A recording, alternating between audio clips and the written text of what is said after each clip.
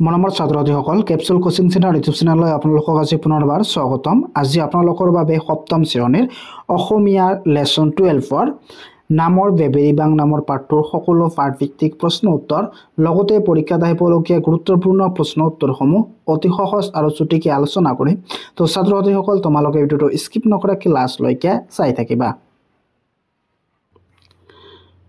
পাঠভিত্তিক ক্ৰিয়াকলাপত 1 নম্বৰত দিয়া আছে পাঠটো শুদ্ধ উচ্চাৰণেৰে আৰু নাটকীয় ভংগীৰে পঢ়া। তো পাঠটো তোমালোকে ভালদৰে পঢ়িবা। এইটো বহুত ইন্টাৰেষ্টিং আৰু বহুত ভাল লগা পাঠ হয়। এইটো তোমালোকে ভালদৰে পঢ়িবা।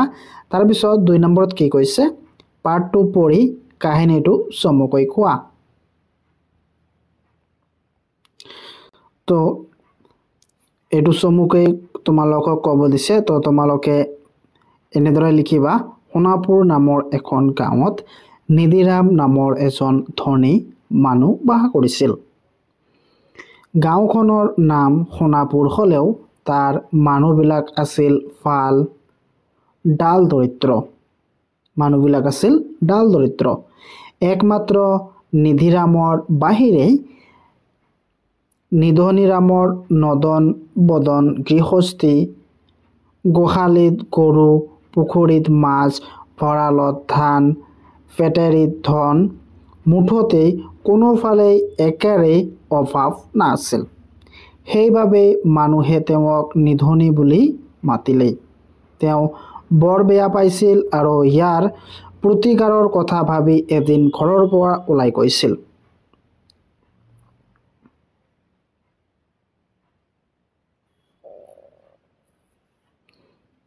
গৈ থাকোঁতে নিধনীৰামে এঘৰৰ পদূলি মুখত এজোপা মৰা গছ এজন মানুহে কোঠাৰেৰে কাটি থকা দেখা পালে আৰু গছজোপাৰ নাম জানিবলৈ বিচাৰিলে। গৃহতেই গছজোপাৰ নাম অমৰা বুলি ক'লে। নিধনীয়ে মৰা গছ অমৰা হ'ব পাৰেনে বুলি কোৱাত গৃহতেই ভেকাহি মাৰি ক'লে যে পাৰে নে নোৱাৰে সেই কথা নিধনীয়ে শিকা নালাগে। তো এনেকৈ তোমালোকে ভালদৰে এইটো পঢ়ি ল'বা। এইটো ইমান ইম্পৰ্টেণ্ট নহয় পৰীক্ষাৰ বাবে। তো তোমালোকক যদি লাগে তেনেহ'লে এইখিনি তোমালোকে চাই ল'বা। তাৰপিছত 3 নম্বৰত কি কৈছে পাঠটোৰ আধাৰত সংলাপখিনি ভগাই কোৱা। এইটো তোমালোকে ছাত্ৰ-ছাত্ৰীসকল এইটো তোমালোকে নিজে কৰিবা। তাৰপিছত 4 নম্বৰত কি কৈছে তলত শব্দসমূহ অৰ্থ কাৰ চিন দি মিলোৱা। তো এইফালে শব্দ দিয়া আছে, এইফালে অৰ্থ দিয়া আছে, তোমালোকক কাৰ চিন দি মিলাব দিছে। তো প্ৰথমটো তোমালোকক দিছেই নোটোতে, এইটো হ'ল কি নকমে। তাৰপিছত ৰৰৈয়াৰ অৰ্থ কি? ৰৰৈয়াৰ অৰ্থ হ'ল নদন বদন ধনে জনে বা পৰিপূৰ্ণ। এইটো হ'ল ৰৰৈয়াৰ অৰ্থ। তাৰপিছত ডাল দৰিদ্ৰ এইটো হ'ল কি অতি দুখীয়া। ডাল দৰিদ্ৰ মানে কি হ'ল অতি দুখীয়া। তাৰপিছত বেজবেজাই, তো ইয়াৰ অৰ্থ কি ঢাকি যোৱাকৈ। বেজবেজাইৰ অৰ্থ কি ঢাকি যোৱাকৈ বা বিজনী অনুভৱ কৰা। তো ইয়াৰ অৰ্থ হ'ল এইটো। তাৰপিছত চুৰচুৰকৈ ইয়াৰ অৰ্থ হ'ল কোনো শব্দ বা ওজৰ আপত্তি নকৰাকৈ। তাৰপিছত কি আছে মৰচেৰেলাৰ অৰ্থ কি হ'ব মৰচেলাৰ অৰ্থ হ'ল শুকাই খিনাই মৰাৰ নিচিনা হোৱা। তাৰপিছত জকাইৰ অৰ্থ কি হ'ব? জকাইৰ অৰ্থ হ'ল জাকৈ।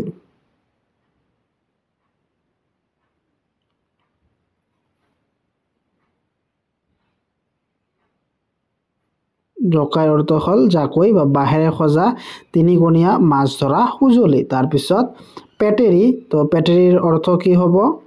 জপা ঢাকনি থকা বেতেৰে তৈয়াৰ কৰা কাপোৰ টানি ৰাখিব পৰা এবিধ যতন। তো এইখিনি তোমালোকে ভালদৰে মিলাই ল'বা। তাৰপিছত 5 নম্বৰত কি কৈছে উত্তৰ দিয়া। ইয়াৰ ক নম্বৰ প্ৰশ্নত কি কৈছে নিধনীৰামৰ ঘৰ ক'ত আছিল তো ইয়াৰ উত্তৰত তোমালোকে লিখিবা নিধনীৰামৰ ঘৰ সোণাপুৰ গাঁৱত আছিল তো তোমালোকৰ বাবে একেবাৰে শৰ্টকে আনিছো যাতে তোমালোকে এবাৰ পঢ়িলে বা এবাৰ লিখিলে তোমালোকৰ মনত থাকি যায় তাৰ পিছত কোশ্চেন খত কি কৈছে নিধনীৰাম অভাৱী আছিল নেকি তো ইয়াৰ উত্তৰত তোমালোকে লিখিবা নিধনীৰাম অভাৱী নাছিল তাৰ পিছত কোশ্চেন গত কি কৈছে মানুহজনে কাটি থকা গছজোপাৰ নাম কি তো ইয়াৰ উত্তৰত লিখিবা মানুহজনে কাটি থকা গছজোপাৰ নাম হল অমৰা কি অমৰা তাৰ পিছত কোশ্চেন ঘত কি কৈছে হালুৱা মানুহজনৰ নাম কি আছিল ইয়াৰ উত্তৰত লিখিবা হালুৱা মানুহজনৰ নাম মৰা আছিল কি মৰা পিছত 6 নম্বৰত কি আছে কোনে কাক কৈছিল কোৱা ইয়াৰ ক নম্বৰ কোশ্চনত দিয়া আছে এই জোপা কি গছ ককাই তো ইয়াৰ উত্তৰত তোমালোকে লিখিবা উক্ত কথাষাৰ নিধনীয়ে মানুহজনক কৈছিল ইয়াত নিধনীয়ে কাক বুজাইছে নিধনীৰাম তাৰ পিছত কোশ্চেন খত কি কৈছে পাৰতন নিজৰা ইয়াৰ উত্তৰত তোমালোকে লিখিবা উক্ত কথাষাৰ নিধনীৰামে লৰা ছোৱালীবোৰক সুধিছিল তাৰ পিছত কোশ্চেন গত কি কৈছে মোৰ নাম মৰা তো ইয়াৰ উত্তৰত তোমালোকে লিখিবা উক্ত কথাষাৰ হালুৱাজনে নিধনীৰামক কৈছিল তাৰ পিছত কোশ্চেন ঘত কি কৈছে বলো কোৱা কি তুমি দেখোন জিয়া মৰা হলা কেনেকে ইয়াৰ উত্তৰত তোমালোকে লিখিবা উক্ত কথাষাৰ নিধনীৰামে হালুৱাজনক কৈছিল তাৰ পিছত কোশ্চেন ওত কি কৈছে জকাই বাইছহে বাইছ খলিহা পুঠি এটাও পোৱা নাই দেউতা তো ইয়াৰ উত্তৰত তোমালোকে লিখিবা উক্ত কথাষাৰ হালুৱাজনে নিধনীৰামক কৈছিল তাৰ পিছত 7 নম্বৰ কোশ্চনত কি কৈছে নিধনীৰামক গাঁৱৰ মানুহে নিধনীৰাম বুলি মাতিলে কিয় তাৰ গা বেজ বেজাইছিল লিখা তো ইয়াৰ উত্তৰত তোমালোকে লিখিবা নিধনীৰামক গাঁৱৰ মানুহে নিধনীৰাম বুলি মাতিলে তেওঁ ভাবে যে গাঁওখনৰ নাম সোণাপুৰ হলেও তাৰ মানুহবিলাক আছিল ডাল দৰিদ্ৰ একমাত্ৰ নিধনীৰামৰ বাহিৰে নামটো নিধনীৰাম হলেও মানুহজন আছিল দৰাচলতে ধনী ধনেজনে নিধনীৰাম হলেও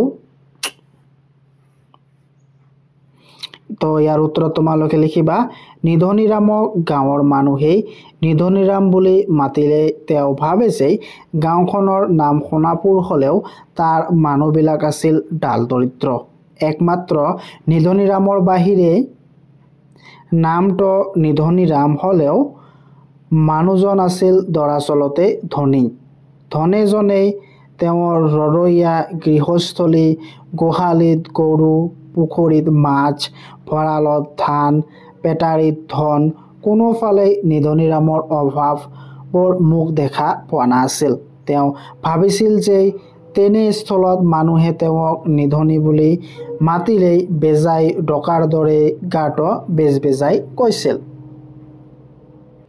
তাৰ পিছত 8 নম্বৰ কোশ্চনত কি কৈছে নিধনীৰামে শেষত ভবা যোজনা ফাকিৰ অৰ্থ কি তো ইয়াৰ উত্তৰত তোমালোকে লিখিবা নিধনীৰামে শেষত ভাবিলে যে মানুহৰ নামটোৱে আচল পৰিচয় নহয় পৃথিৱীত থকা সকলো গছ গছনি জীৱ জন্তু আৰু মানুহ সকলো প্ৰাণীয়ে যিহেতু মৰে গতিকে ইয়াৰ লগত নামৰ কোনো গুৰুত্ব নাই ঠিক তেনেদৰে এখন অমৰা নামৰ গছ মৰে জীয়াই থকা মানুহৰ নাম মৰা হলেও সি সেই সময়ত মৰি থকা নাই নিজৰি পানী বৈ থকা কাৰণেই পানীদৰাৰ নাম নিজৰা সেইদৰে অতি দুখীয়া মানুহৰ ছোৱালীয়ে ধন সম্পত্তিৰ গৰাকী লখিমী নাম আৰু অতি ধনী মানুহেও নিধনী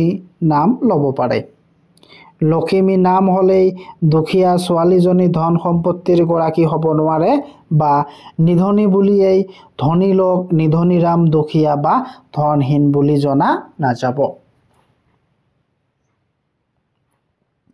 তাৰপিছত 9 নম্বৰত কি আছে তলৰ ক অংশৰ শব্দৰ লগত খ অংশ মিলোৱা তো এইফালে ক অংশৰ লগত এইফালে খ অংশ মিলাব লাগে তো ইয়াৰ প্ৰথমত কি আছে গোহালি তো গোহালিত কি থাকে গোহালিত গৰু তাৰপিছত পুখুৰীত তো পুখুৰীত কি থাকে মাছ তো এইটো তোমালোকে জানা পুখুৰীত কি থাকে মাছ তাৰপিছত ভঁৰালত কি থাকে ভঁৰালত থাকে ধান ভঁৰালত কি থাকে ধান তাৰপিছত বাড়িত থাকে কি তামোল পাণ বাড়িত থাকে তামোল পাণ তাৰপিছত শকনিত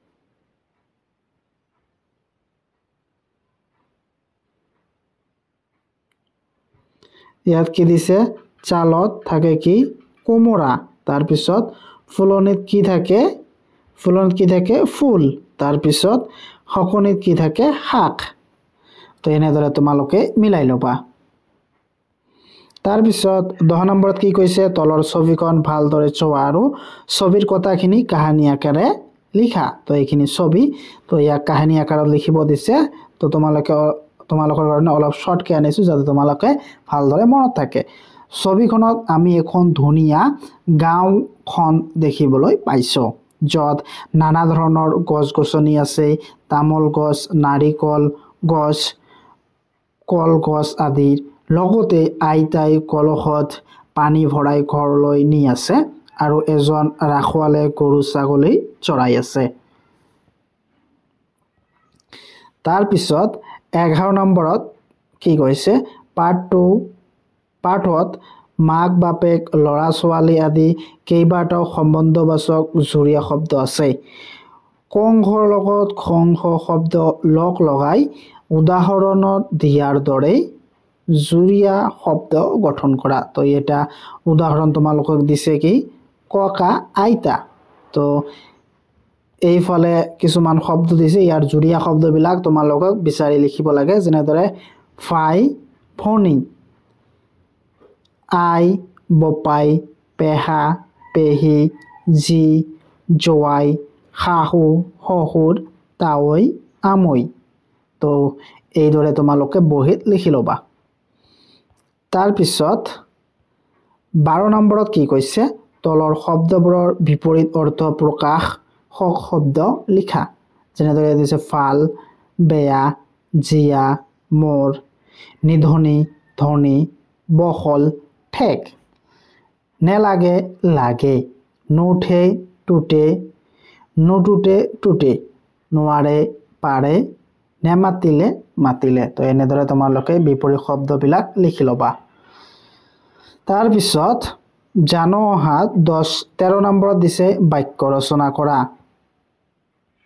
তো বাক্য ৰচনা কৰিব দিছে 1 নম্বৰটো কি গা বেজ বেচাই যা গাঁৱৰ মানুহে নিধনি ৰামক নিধনি বুলি মাতিলে তেওঁৰ গা বেজ বেচাই তাৰপিছত 2 নম্বৰ দিছে কি ডাল দৰিদ্ৰ সোণাপুৰ গাঁৱৰ মানুহবিলাক আছিল ডাল দৰিদ্ৰ তাৰপিছত 3 নম্বৰত দিয়া আছে কি ফেকাৰি মাৰ অভদ্ৰ ল'ৰাজনে পংগু ল'ৰাটোক দেখি লগৰবোৰক ফেকাৰি মাৰ বুলি ক'লে তাৰপিছত 4 নম্বৰত কি কৈছে গা নুচুৱাই ফুৰ মাকেই নেহা কাম বন নকৰি গা নুচুৱাই ফুৰ বুলি ঠাট্টা কৰিলে তাৰপিছত খত কি কৈছে ধন শব্দটোৰ লগত ই প্ৰত্যয় যোগ হৈ ধনী শব্দটো গঠিত হৈছে তলত দিয়া শব্দবোৰৰ লগত ই প্ৰত্যয় যোগ হ'লে কি হয় লিখা তো ইয়াত কি 1 নম্বৰ দিছে জ্ঞান যোগ ই জ্ঞানী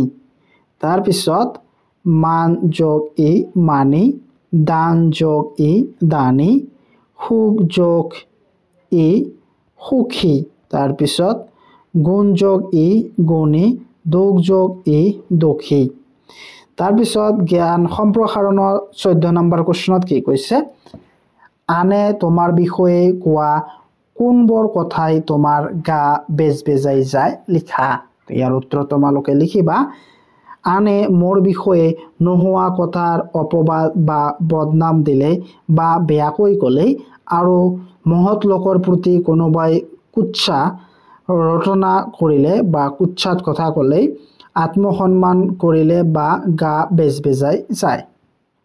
কি অসন্মান কৰিলে গা বেজবেজাই যায়।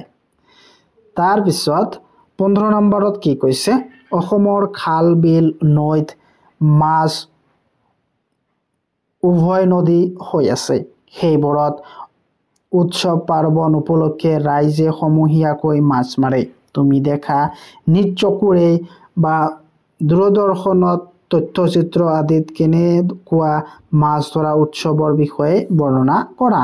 তো তোমালোকে এনেদৰে লিখিবা, নিজ চকুৰে দেখা উৎসৱৰ গাঁৱৰ মানুহবোৰে পৰম্পৰাগত মাছ ধৰা পদ্ধতি যেনে জাল, ফান্দ, আনকি কেতিয়াবা পৰম্পৰাগত বাঁহৰ মাছ ধৰা টোপোলাও ব্যৱহাৰ কৰে। পৰিৱেশটো উৎসৱমুখৰ পৰম্পৰাগত সংগীত, নৃত্য, স্থানীয় সুস্বাদু খাদ্যই স্পন্দনশীল আৱেগ আৰু অধিক জোৰদাৰ কৰি তুলিছে।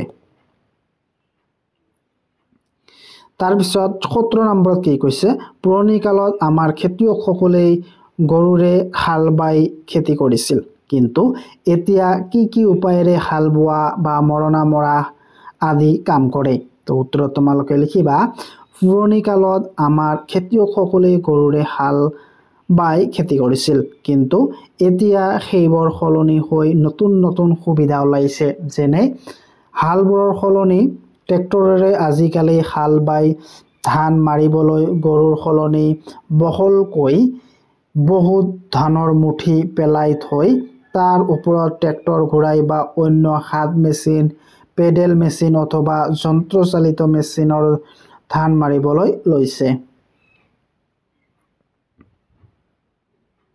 তাৰপিছত প্ৰকল্প কিছুমান দিছে, যদি এইবিলাক তোমালোকৰ স্কুলত দিয়ে তেনেহ'লে এইবিলাক তোমালোকে কৰিব পাৰা, এইবিলাক প্ৰকল্প। তো ইয়াত প্ৰকল্প কি দিছে, প্ৰকল্প দিছে আমাৰ খেতিয়ক এজনে ব্যৱহাৰ কৰা আহিলা পাতি নাঙল, যুঁৱলি, মৈ, জবকা, দলি মৰা, জাপি, ৰয়না, কেৰনা, বিন্ধা আদিৰ ছবি সংগ্ৰহ কৰি এলবাম প্ৰস্তুত কৰা। তো যদি এনেকুৱাকৈ এটা এলবাম বনাব দিয়ে তেনেহ'লে এইবিলাক তোমালোকে নিজে আঁকিব পাৰা, আঁকি তোমালোকে এলবাম বনাব পাৰা এইবিলাক। তাৰপিছত খত কি কৈছে, তলৰ ছবিত দেখা সঁজুলিবোৰৰ নামৰ লগতে তাৰ ব্যৱহাৰ সম্পৰ্কে লিখা। যেনেদৰে প্ৰথম ছবিটোত দি আছে জাকৈ আমি মাছ ধৰিবলৈ ব্যৱহাৰ কৰা। তাৰপিছত খালৈত আমি মাছ ৰাখোঁ। তাৰপিছত পল, মাছ ধৰিবলৈ আমি পল ব্যৱহাৰ কৰোঁ। তাৰপিছত ডিঙৰা, বাৰিষা কালত ডিঙৰা পাতি মাছ ধৰোঁ।